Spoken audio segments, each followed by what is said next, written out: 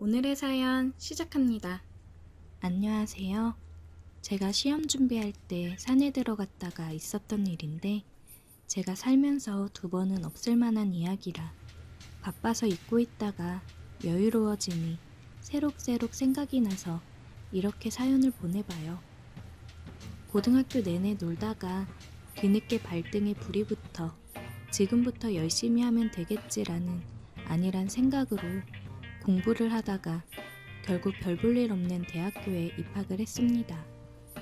역시나 사람은 안 변한다고 대학 가서도 그리 성실하게 대학 생활을 하지는 않았어요.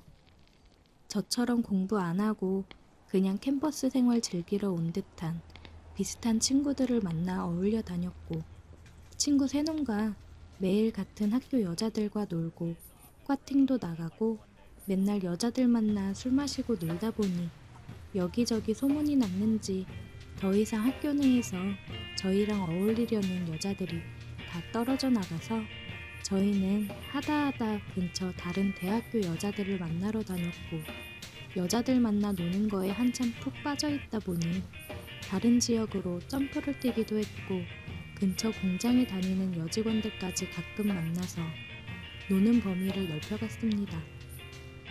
그러다 보니 소문이 나서 우리를 싫어하고 피하는 사람들도 있었지만 반대로 어디서 저희 소문을 듣고 먼저 연락을 해오는 사람들도 있더라고요.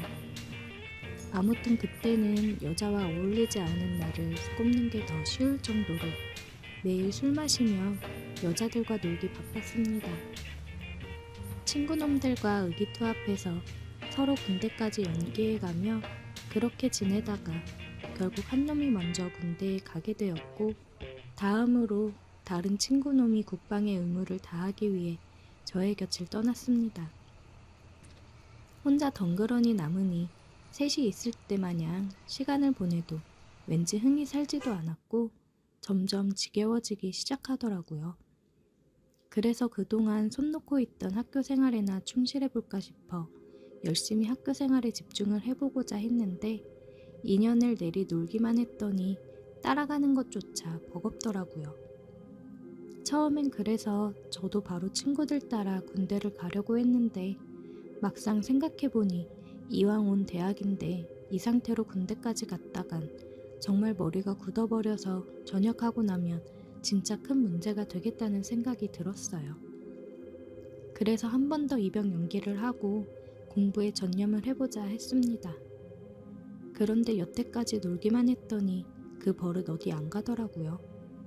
친구들이 없어서 여자들과 다 같이 노는 걸 못할 뿐이지 사실 개인적으로 저를 마음에 들어 해서 만나고 싶어 하는 여자들도 여럿 있어서 그녀들의 호출에 저는 항상 5분 대기조였어요. 틈틈이 공부도 열심히 하려고 했는데 결과가 그다지 좋은 편은 아니었습니다. 역시나 그렇게 어영부영 지내다 보니 이력서에는 쓰기 불편한 성적으로 졸업을 하고 결국 미루던 군대를 가게 되었습니다. 군대에 있으니 여자는 찾아볼 수 없잖아요. 제가 볼 수 있는 여자라고는 여군 가부님들과 선임들 면회 오는 여자친구들이 전부였으니 맨날 여자들과 어울려 놀다가 혼자 있으려니 죽을 맛이더라고요. 저랑 같이 술 마시고 연락하던 여자들은 어디서 뭘 하는지 코빼기도 보이지 않더라고요. 덕분에 군대에서 휴가를 준다는 건 눈에 불을 켜고 해서 2달에 한 번 정도는 바깥 공기를 쐬며 같이 놀던 여자들에게 연락해 술이나 한 잔 같이 하자고 연락을 하고는 했습니다. 그렇게 전역을 하고 오래 기다리던 친구들을 다시 만났는데 이 친구들은 군대에서 철이 들고 왔는지 세상의 번뇌를 버리고 남은 시간 학업에 온 힘을 쏟는 공부벌레가 되어 있었습니다. 마음 잡고 공부하는 친구들을 보니 저도 마음이 복잡해졌어요. 이 녀석들이 진짜 정신을 차렸나 싶어 장하기도 하고 한편으로는 예전처럼 아무 걱정 안 하고 함께 어울려 놀았던 그때가 그립기도 했습니다. 그리고 이럴 줄 알았으면 저도 이 친구들 군대 갔을 때 같이 갔다 오는 건데 후회를 해봤지만 이미 야속하게 지나버린 대학 생활과 잉크가 굳어버린 저의 성적표는 돌이킬 수 없었어요. 이름 있는 학교를 나온 것도 아니었고 그렇다고 제가 할 줄 아는 게 많아 스펙이 좋은 것도 아니라 전역하고 나와서 많이 방황을 했습니다. 전역 후 본가로 들어갔는데 군대 전역까지 했는데 계속 용돈을 받기도 눈치가 보였고 이제 어엿한 성인으로 저의 미래를 위해서라도 생계전선에 뛰어들어야 했지만 스펙이 좋지 않아서 그런지 저를 원하는 회사는 없었습니다. 그 와중에 더 노력할 생각은 안 하고 자격증 공부한답시고 학원을 등록해서 또 하라는 공부는 안 하고 같은 학원 다니는 여자들이랑 어울리기 시작했고 연애를 하기 위해 연락처를 받아내기에 혈안이 되어 있는 제가 있었습니다. 학원 간다고 아침부터 나가서 항상 술에 만취되어 새벽에 들어오니 잔소리 한번 하지 않는 어머니가 보다 못해 저한테 한마디 하시더라고요. 석현아, 자꾸 그렇게 맘 못 잡고 술만 마시고 다닐 거면 기숙 학원이라도 끊어줄 테니까 공무원 준비라도 해보는 게 어떻겠니? 어머니는 제가 머리는 좋은데 노력을 안 해서 갈피를 못 잡는 거라고 계속해서 저를 믿으셨어요.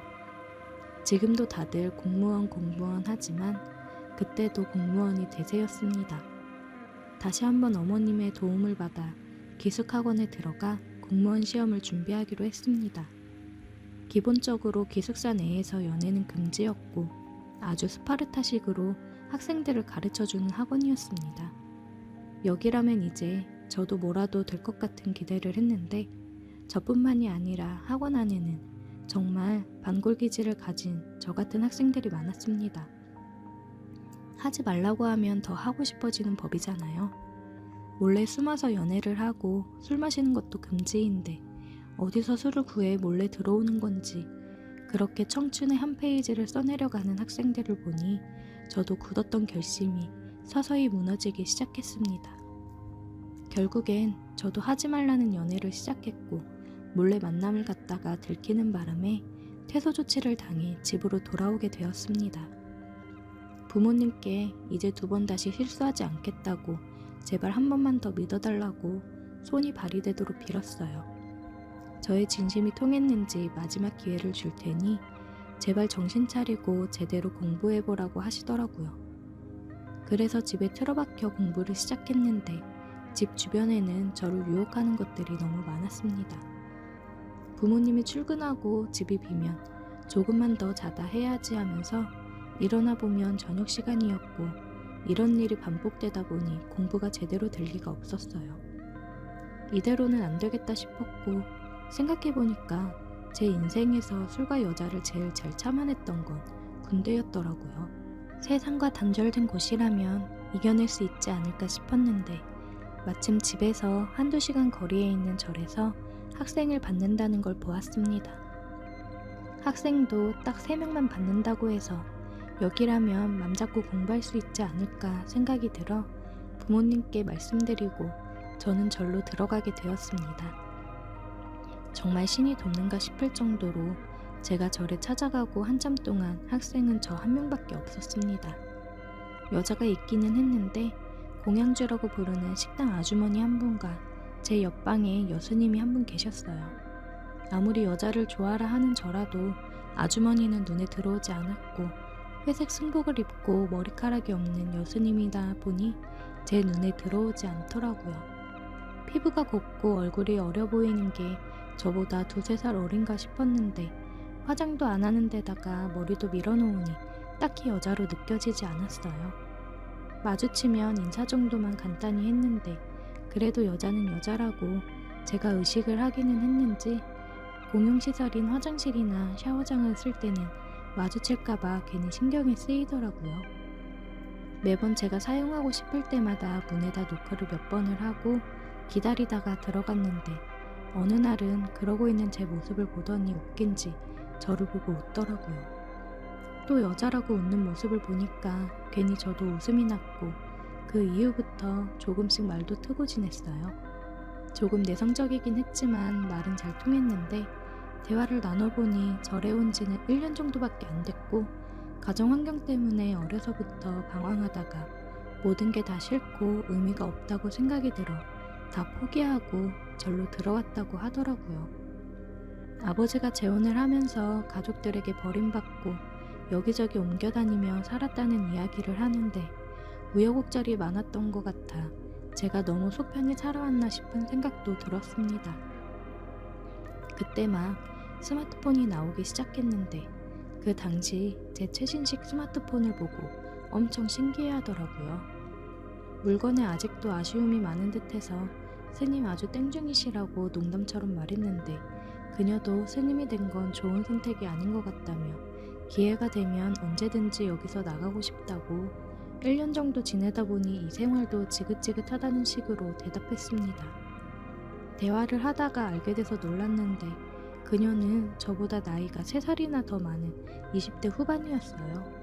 공기 좋은 곳에서 풀만 먹으면서 살아 건강해져서 얼굴도 젊어지나 생각이 들었습니다. 다행스럽게도 그렇게 대화를 나누고 해도 그냥 그녀가 안타깝네라는 생각만 들었지 전혀 여자라고 느껴지지 않았어요. 아무래도 보여지는 겉모습이 있으니 여자라고 와닿지가 않더라고요. 공기도 좋고 집중도 잘 되고 다른 학생들은 들어오지 않고 있으니 정말 공부하기엔 더할 나위 없었습니다. 그렇게 시간이 흐르고 12월 쌀쌀한 날씨에 초겨울이 되었습니다. 그날은 유난히도 아침 공기가 추워서 그런가 평소보다 일찍 일어났습니다. 밖에 나와 간단히 스트레칭도 하고 몸을 풀고 있는데 여스님 방문이 열리고 그녀가 나왔습니다. 스님들이 추울 때 쓰는 털모자 있잖아요. 그걸 쓰고 나왔는데 밀어놓은 머리가 가려진 데다가 찬 공기 때문에 양쪽 볼이 빨개져 있으니 그 모습이 마치 고향집에서 짝사랑하던 첫사랑 동네 누나 모습이랑 살짝 비슷해 보였어요. 그날부터 그동안 아무리 마주쳐도 별 생각 없었던 여스님이 자꾸 여자로 의식이 되고 아주 돌아버리겠더라고요. 스님이라 그런가 아니면 연상이라 그런가 사람 마음을 읽는 기술이 있었나 봅니다. 왠지 그날부터 더 친근하고 저와 가깝게 지내려는 것 같고 그 덕에 공부를 할 때면 자꾸 그녀의 얼굴이 아른거려서 집중을 할 수가 없었어요. 그리고 그날 저녁이라고 6시쯤에 풀반찬 먹은 게 전부였는데 저녁 먹고 나와서 책 펴놓고 앉아있는데 그날따라 배도 더 고프고 집중이 안 되더라고요.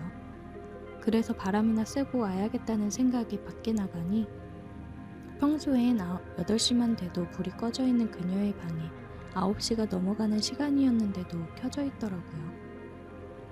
호기심에 노크를 하고 안 주무시냐고 뭐하냐 그랬는데 그냥 잠이 안 온다면서 추운데 밖에서 뭐하냐고 방 안으로 들어오라고 하더라고요. 어색하게 앉아서 괜히 고개만 두리번거리고 있는데 그녀가 따뜻한 차를 한 잔 내줬습니다. 차 한 잔 얻어 마시면서 이런저런 이야기를 나누고 있는데 그녀가 자꾸 너무 이뻐 보이더라고요. 그래서 저는 그녀의 옆으로 더 다가가 앉아서 그녀의 빨개진 양쪽 볼을 잡고 입을 맞추었어요. 스님은 놀라 저를 쳐다보았고 수줍게 웃었습니다. 그 이후 그녀는 자주 제 방문을 두들기면서 자꾸만 저를 찾아왔습니다. 그렇게 3달 정도 지났는데 스님이 갑자기 다른 절로 옮기게 되었다고 잘 지내란 인사를 건넸습니다. 스님이 떠난 뒤에도 저는 그 절에 몇 달 정도를 더 남아서 공부를 했는데 스님도 떠났고 혼자 거의 있다 보니 공부에만 전념을 했어요. 스님이 떠나기 전에 저에게 한 말이 자기처럼 인생에 후회를 넘기지 말고 열심히 공부를 하라는 말이었고 그 말을 듣고 저는 열심히 공부를 했습니다. 그렇게 저는 공무원이 되었고 결혼을 전제로 만나고 있는 멋진 애인도 있습니다.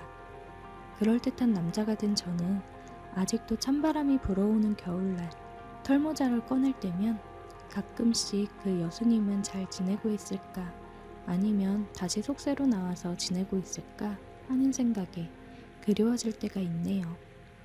그녀도 어디선가 잘 지내고 있겠죠? 오늘의 사연 여기까지입니다. 오늘도 들어주셔서 감사해요. 구독, 좋아요, 알림 설정 부탁드려요. 부탁드려요.